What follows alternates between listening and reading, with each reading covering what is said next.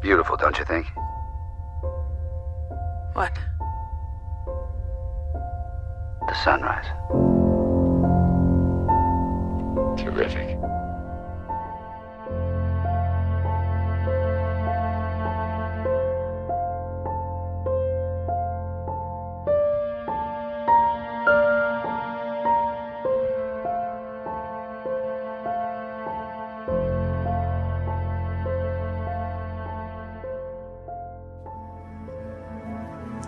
And we look upon children with envy for their capacity to live, essentially, in the Garden of Eden. They live in a state of play.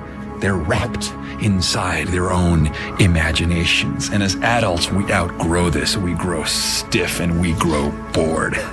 We grow fearful and we grow stale.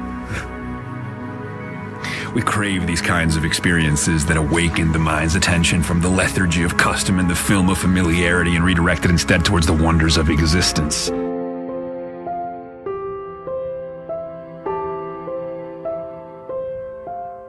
Dude, I've never seen the sun before. Bro, same. What is going on? Are you kidding? What is this? Wait, there's a sun? So kooky.